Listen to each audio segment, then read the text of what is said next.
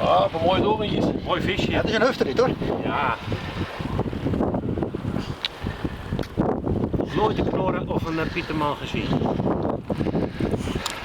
Een knorren wordt ook veel groter. Ja, die kan er zo worden. Ja,